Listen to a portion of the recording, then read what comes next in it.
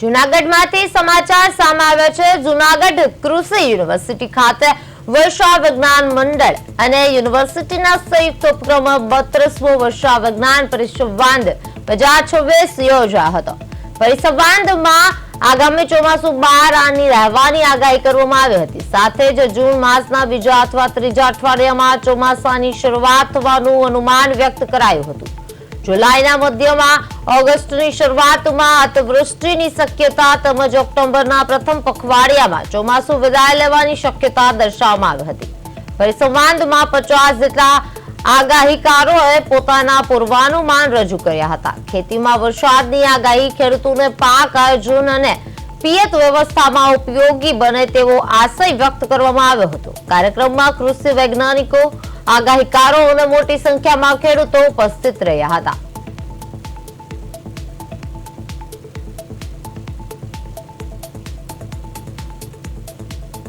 કારણ એવું છે કે ચોમાસું વિક્ષેપવાળું રહેશે, કારણ કે શિયાળો નબળો હતો અને ઉનાળો પણ અનબેલેન્સ છે। એટલી બધી ગરમી એપ્રિલમાં પડી અને હજી મેમાં પણ અત્યારે ગરમી ચાલુ છે, પણ એપ્રિલ જે વધારે ગરમ હતો કે ખરેખર મે વધારે ગરમ હોવો જોઈએ, એને બદલે એપ્રિલ વધારે ગરમ હતો, મે થોડો ઓછો થયો છે ગરમ। અને એટલા માટે શિયાળો વિક્ષેપવાળો હતો, ગર્ભ બંધાણ નથી, બધાના ગર્ભ શિયાળામાં જ બંધાય।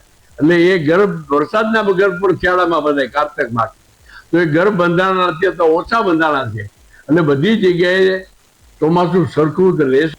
2026ની વર્ષા ઋતુનું એવું અનુમાન છે કે ખૂબ પુષ્કળ ચોમાસાની શરૂઆત તો 1 જૂનથી થાય, પણ તે અમુક છૂટો છવાયો રહેશે ને અમુક ઠેકાણે બહુ જોરદાર સિસ્ટમ છે। એટલે વરી છે મંડળ જે અમારું આજે 32મું વર્ષા વિજ્ઞાન મંડળનો પરિસંવાદ છે, તો 32 વર્ષ થયા આ વર્ષા વિજ્ઞાન મંડળ પરિસંવાદનું આયોજન કરે છે, જેમાં જુનાગઢ જિલ્લા અને તમામ ગુજરાતમાંથી વર્ષા વિજ્ઞાનના સભ્યો એટલે કે આગાહીકારો આ વર્ષા વિજ્ઞાન મંડળમાં હાજર રહે છે। વર્ષા વિજ્ઞાન મંડળની જ્યારે તારીખ નક્કી કરવામાં આવે છે એ પહેલાં અમે જે કોઈ આગાહીકારો છે એમને અમે એક પરફોર્મમાં એટલે કે વરસાદની આગાહી કઈ રીતના કેના આધારે કરે છે અને વરસાદની આગાહી કેવી વર્ષ કેવું રહેશે એનું પરફોર્મમાં અમે